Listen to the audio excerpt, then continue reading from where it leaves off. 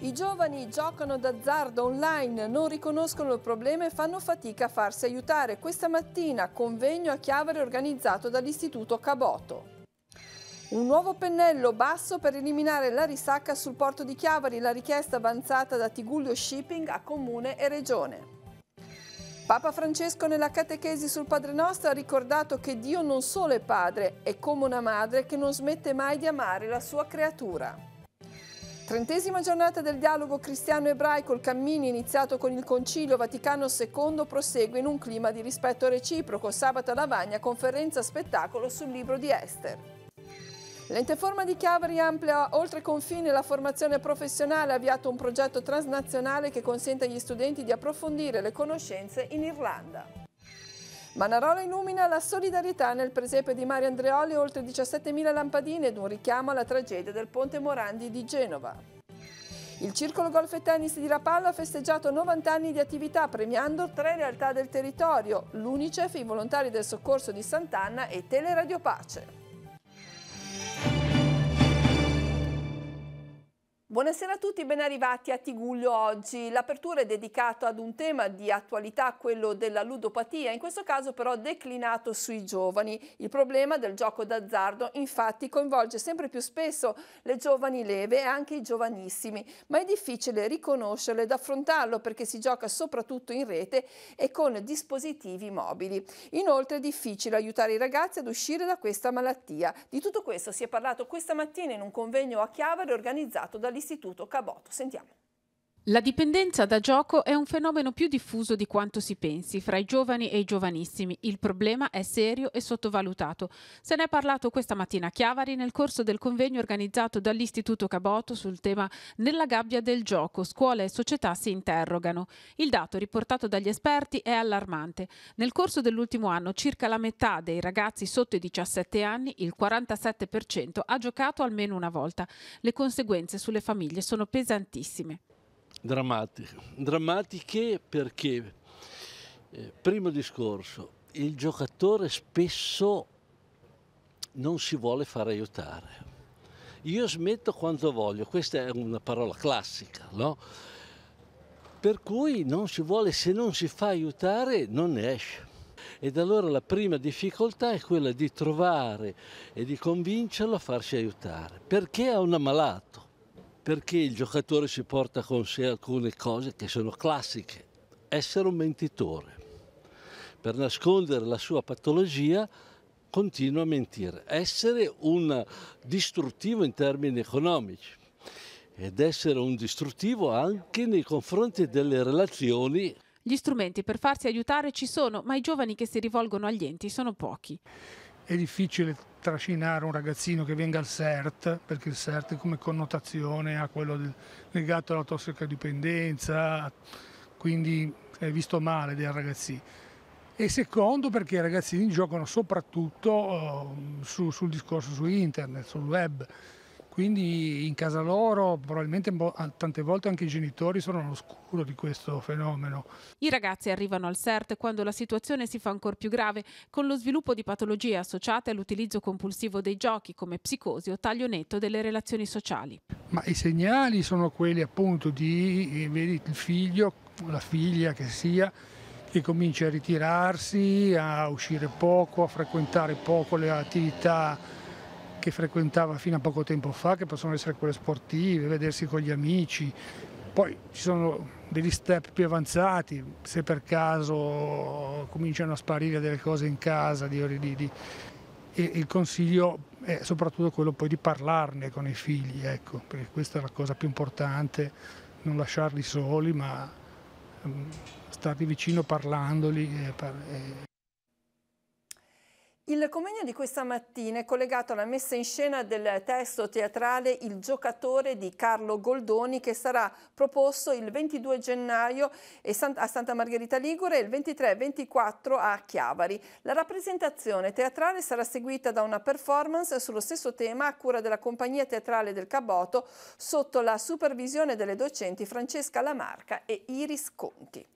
L'area portuale di Portofino, segnata dalla violenta mareggiata del 29 ottobre scorso, sta preparandosi ad accogliere gli imminenti arrivi di turisti già prenotati. Stanno per concludersi gli interventi di ripristino che garantiranno gli standard di sicurezza necessari all'approdo di yacht e barche. La società Drafin Sub Serveri di Genova ha effettuato un'analisi con rilievi morfo-battimetrici di dettaglio nell'area del porticciolo e nell'insenatura di Baia Cannone. I rilievi hanno lo scopo di mappare letteralmente la morfologia e la profondità dei fondali, prestando particolare attenzione a tutti gli oggetti e ostacoli che potrebbero essersi depositati sul fondo dopo la violenta mareggiata. La documentazione andrà ad aggiornare quella già in possesso della Marina di Portofino e del Comune stesso e sarà condivisa con l'autorità marittima al fine di garantire approdi sicuri alle imbarcazioni con le stesse tecnologie.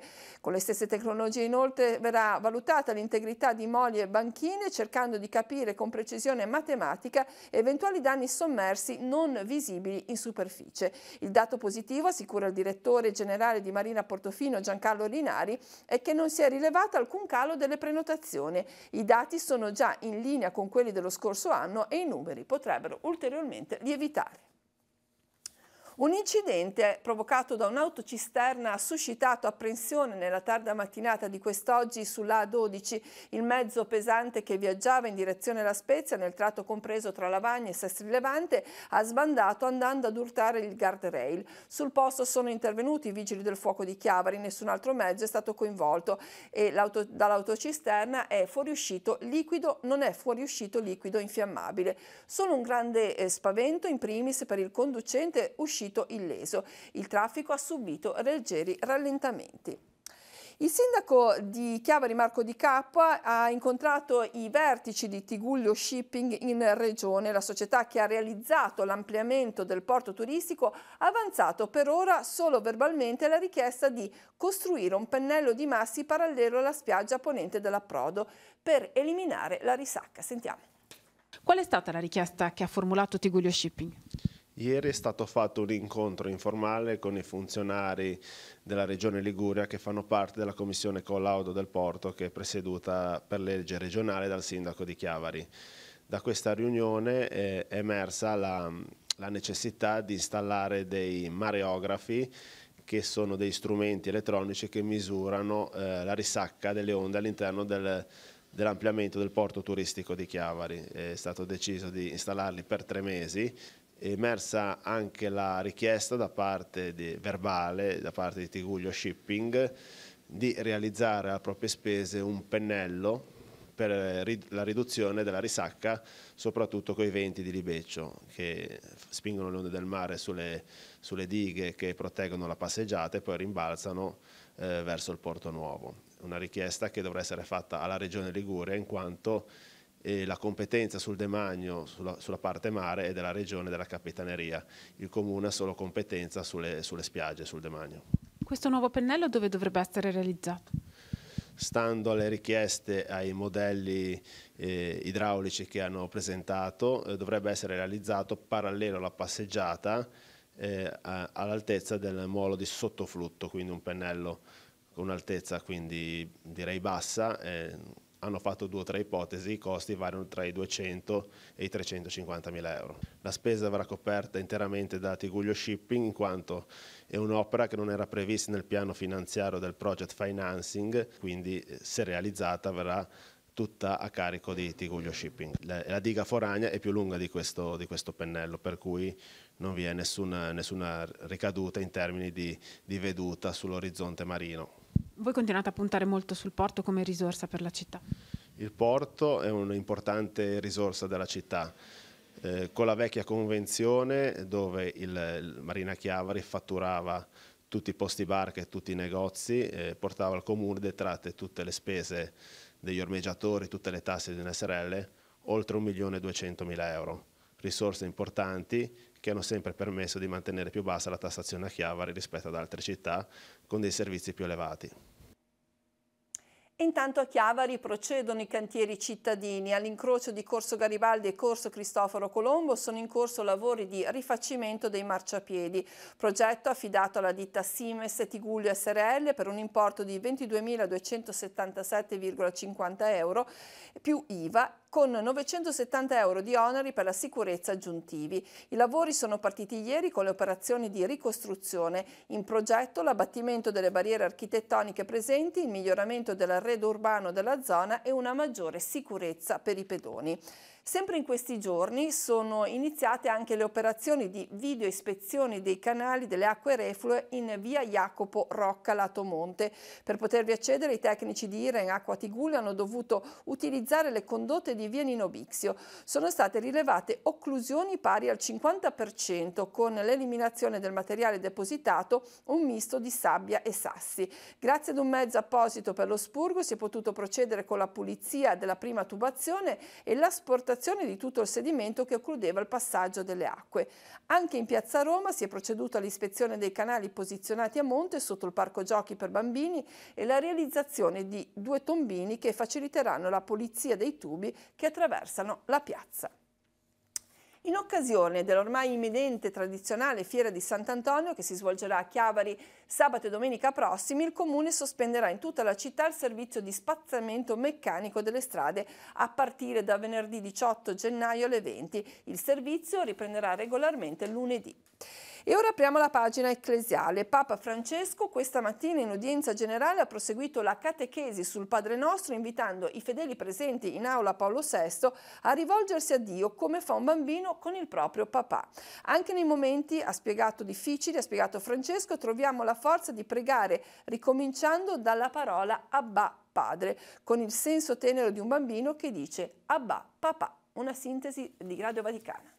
Anche nei momenti difficili, quando camminiamo su sentieri lontani da Dio, abbandonati dal mondo, paralizzati da un senso di colpa, troviamo la forza di pregare ricominciando dalla parola Abba Padre, con il senso tenero di un bambino che dice Abba Papà. Questa è l'esortazione di Francesco all'udienza generale in aula Paolo VI. Dio è non solo un padre, è come una madre che non smette mai di amare la sua creatura. D'altra parte c'è una gestazione che dura per sempre, ben oltre i 9 mesi di guerra fisica. È una gestazione che genera un circuito infinito di amori. Per un cristiano pregare è dire semplicemente Abba, dire papà, dire babbo, dire padre, ma con la fiducia di un bambino. Il Padre Nostro, prosegue il Papa, prende senso e colore se impariamo a pregarlo dopo aver letto la parabola del Padre Misericordioso, come la riporta l'Evangelista Luca, parlando del figlio prodigo, abbracciato dal padre che lo aveva atteso a lungo, che non ricorda le parole offensive rivoltegli, ma fa capire semplicemente quanto gli sia mancato. Quelle parole, nota Francesco, prendono vita e forza. Il padre di quella parabola ha nei suoi modi di fare qualcosa che molto ricorda l'animo di una madre. Sono soprattutto le madri a scusare i figli, a coprirli, a non interrompere l'empatia nei loro confronti, a continuare a voler bene anche quando questi non meriterebbero più niente. Nei saluti finali nelle varie lingue, il pensiero di Francesco va alla settimana di preghiera per l'unità dei cristiani che comincia questo venerdì, nella quale il Papa auspica che si intensifichino le nostre suppliche e penitenze affinché si affretti l'ora in cui trovi pieno compimento l'anelito di Gesù Abba ut unum sint, perché tutti siano una sola cosa. Domani ricorre la 30ª giornata del dialogo cristiano-ebraico, un cammino che ha preso avvio con il Concilio Vaticano II, con la dichiarazione Nostra Aetate, e che prosegue nel rispetto reciproco. E proprio Papa Francesco ha scritto la prefazione al libro La Bibbia dell'amicizia, sottolineando la necessità di riparare i danni generati dalle incomprensioni tra cristiani ed ebrei. Il volume, curato da Marco Cassutto Morselli e Giulio Michelini, uscirà il prossimo 18 gennaio. L'introduzione è stata pubblicata oggi dall'Osservatore Romano ed è stata scritta dal Pontefice, che sottolinea il modo migliore per dialogare non sia solo parlare o discutere, ma fare progetti realizzandoli insieme. Per l'ebreo, come per il cristiano, non v'è dubbio che l'amore verso Dio e verso il prossimo riassume tutti i comandamenti. Ebrei e cristiani devono dunque sentirsi fratelli e sorelle uniti dallo stesso Dio e da un ricco patrimonio spirituale e culturale culturale comune, sul quale fondarsi e continuare a costruire il futuro. L'obiettivo comune, scrive il Papa, sarà quello di essere testimoni dell'amore del Padre in tutto il mondo. Le chiese cristiane del Tigullio propongono un momento di incontro sabato prossimo alle ore 21 nel Salone di Maria Madre della Chiesa a Lavagna, dove si terrà la conferenza spettacolo che prenderà spunto dal libro di Ester. Il tema è stato oggetto di approfondimento nell'ambito della trasmissione direttamente su. Sentiamo.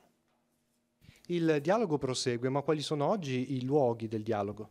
Il dialogo ebraico-cristiano dal Vaticano II in poi ha continuato il suo cammino tra momenti più felici, momenti meno felici, e comunque ci sono dei luoghi importanti che hanno conservato appunto l'entusiasmo iniziale. Uno di questi è il monastero di Camaldoli. Altri luoghi sono rappresentati dalla rete delle amicizie ebraico-cristiane, che in Italia in maniera particolare sono molto attive, a cominciare dall'amicizia ebraico-cristiana di Firenze, che è stata la prima costituita ancora prima del Vaticano II.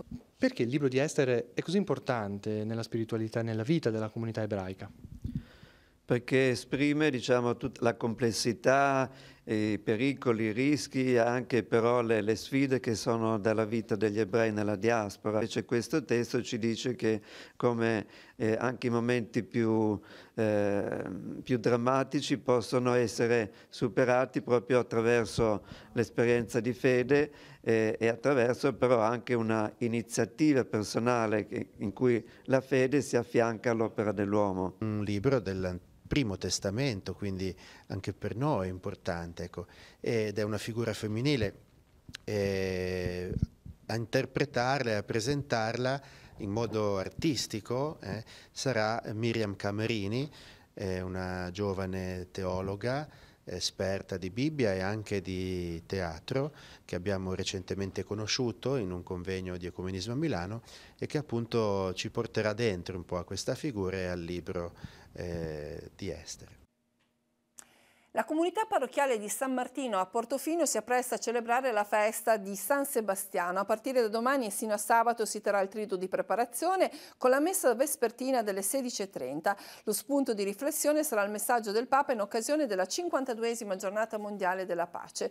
Domenica all'interno della cappella di San Sebastiano verrà celebrata la messa solenne alle 11:15 dal parroco Don Alessandro Giosso. Tutto il borgo, tutti i portofinesi saliranno in pellegrinaggio per festeggiare il santo martire al quale il paese è molto legato. A seguire, sul sagrato della chiesetta stessa, verrà offerto un momento di convivialità a tutti i presenti.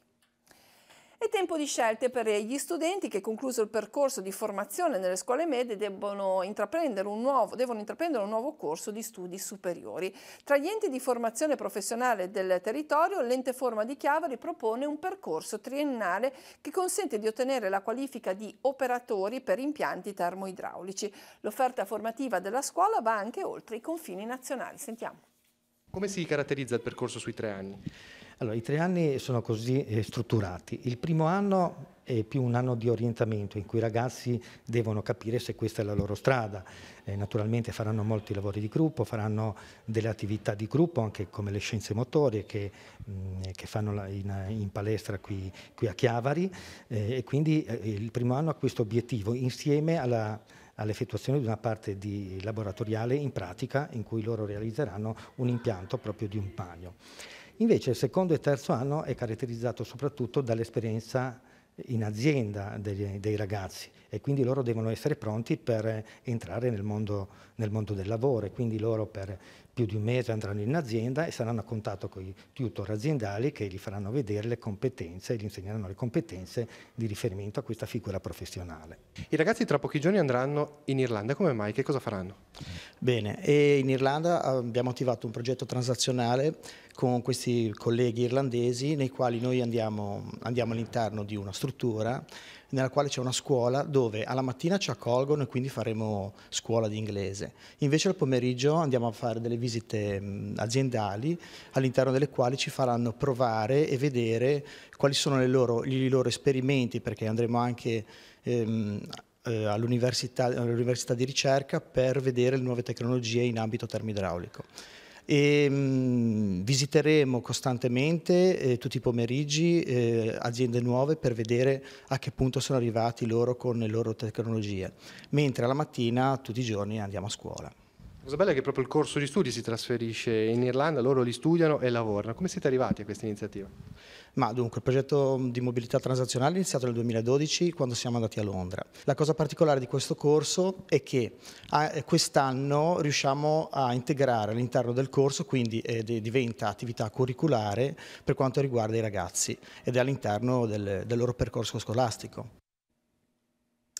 Manarola si è illuminata nel periodo natalizio grazie alle 17.000 lampadine del presepe realizzato sulla Corina da Mario Andreoli. Quest'anno l'installazione ha ospitato anche un semplice ricordo per le vittime della tragedia del Ponte Morandi di Genova. Vediamo.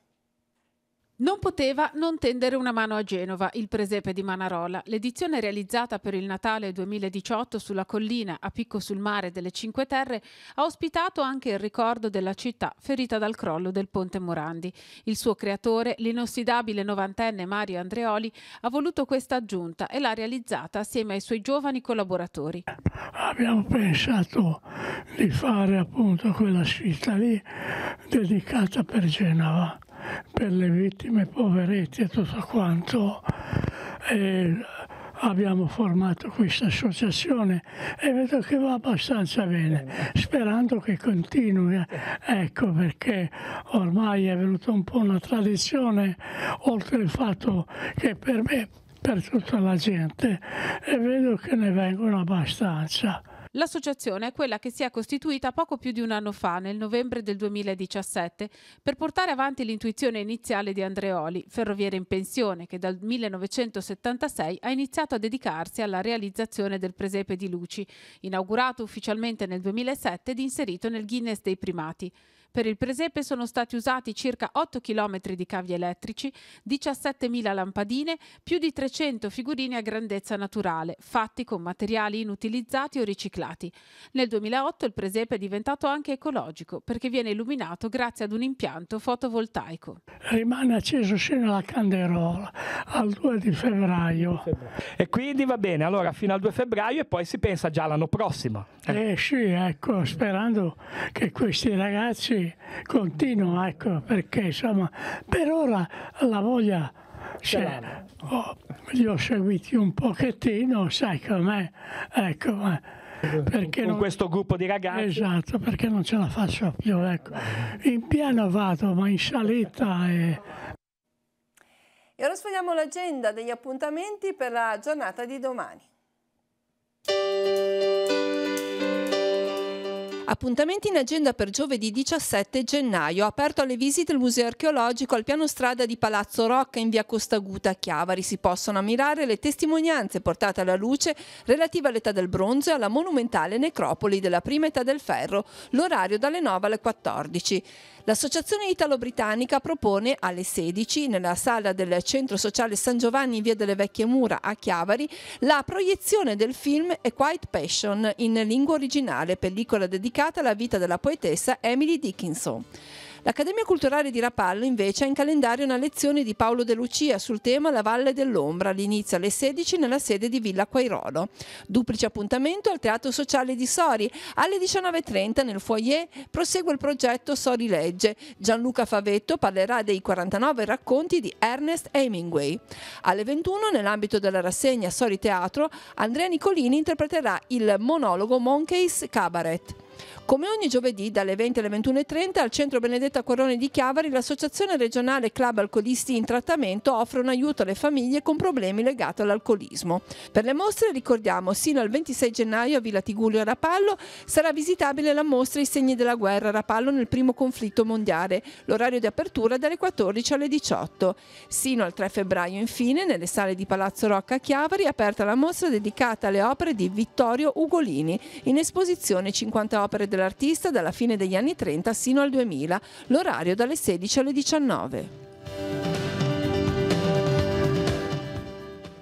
Ancora la cronaca, la notizia la trovate pubblicata sul nostro sito teleradiopace.com. La Polizia di Stato di Genova ha sottoposto a fermo di polizia giudiziaria un 20enne straniero senza fissa dimora per il reato di furto con strappo aggravato e rapina aggravata. Le indagini condotte dalla squadra mobile di Genova e coordinate dalla Procura della Repubblica hanno permesso di raccogliere gravi indizi di colpevolezza a carico di un giovane in relazione a 2 episodi avvenuti qualche giorno fa in centro a Genova. Il giorno di Capodanno l'uomo ha strappato la borsa di dosso ad una donna ultra sessantenne in via 20 settembre. Il 7 gennaio ha cercato di levare la borsa ad un'altra donna in salita dell'Arcivescovado. In questo caso però la signora ha opposto una decisa resistenza. Ne è seguita una colluttazione nel corso della quale il ventenne è riuscito a portar via il portafoglio alla donna.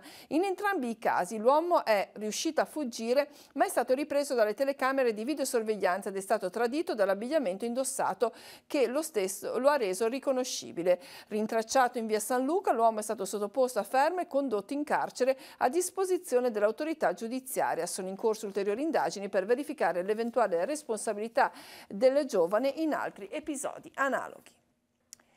La realtà del circolo golf e tennis di Rapallo è sempre più inserita nel contesto territoriale del Tigullio. Ne sono testimonianza le numerose iniziative solidali che vengono ospitate durante l'anno. L'apertura della stagione golfistica coincide con un torneo associato all'Unicef del Tigullio. La sensibilità della direzione dell'ente ha premiato quest'anno anche i volontari del Soccorso di Sant'Anna che hanno festeggiato 50 anni di fondazione e Teleradio Pace, a sostegno della quale è stato organizzato un torneo di tennis. La cerimonia finale di questo percorso è coincisa con il compleanno del circolo.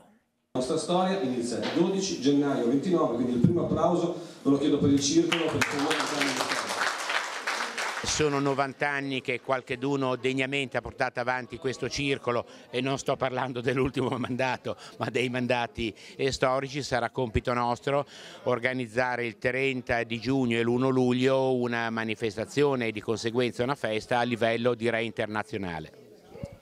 Lo sport, in questo caso il golf, il circolo, fa ricordare i vostri enti. Sono 15 anni che alla riapertura dell'anno golfistico, come alla riapertura scolastica, si riparte sempre con il trofeo Unicef. Per questo l'Unicef ringrazia di questa che è diventata una tradizione che spero duratura. Invece i volontari del soccorso. Il soccorso anche per noi quest'anno è un anno molto importante, perché anche noi facciamo 50 anni di fondazione, quindi per noi è un anno importante e impegnativo perché abbiamo diverse manifestazioni durante tutto l'arco dell'anno fino a luglio così. Siamo nati 50 anni fa come volontari e abbiamo avuto un percorso di collaborazione sempre che è stato suggelato circa 7 anni fa con questa gara che ci vede così, con questo atto, fare una cosa insieme per beneficenza e credo che questa sia la risposta migliore per la nostra collaborazione. Ringraziamo anche come Telepace perché insieme all'Unicef e ai volontari del soccorso si è voluto ricordare Telepace. Sì, grazie a Telepace abbiamo organizzato una gara di golf e anche di tennis, ma soprattutto grazie a Telepace realtà come la nostra dal punto di vista sportivo, ma anche come i volontari, l'Unicef dal punto di vista sociale, sia locale che nazionale, hanno la possibilità di farsi conoscere. Ringraziamo Telepace per il lavoro che fa anche di divulgazione di uno sport non molto conosciuto come il tennis, in questo caso parlo il golf, e che ha bisogno chiaramente di un po' di divulgazione per essere ancora più apprezzato come in tutto il mondo.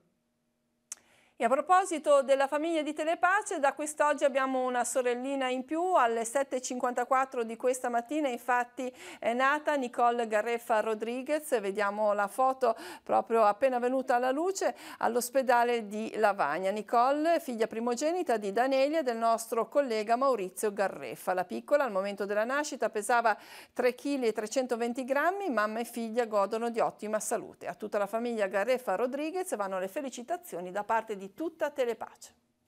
Con questa notizia si conclude il nostro telegiornale. L'informazione torna domani mattina alle 7:30 con la prima edizione di Tigullio Oggi, ma prosegue sul canale 187. Grazie a tutti dell'attenzione e buon proseguimento di serata.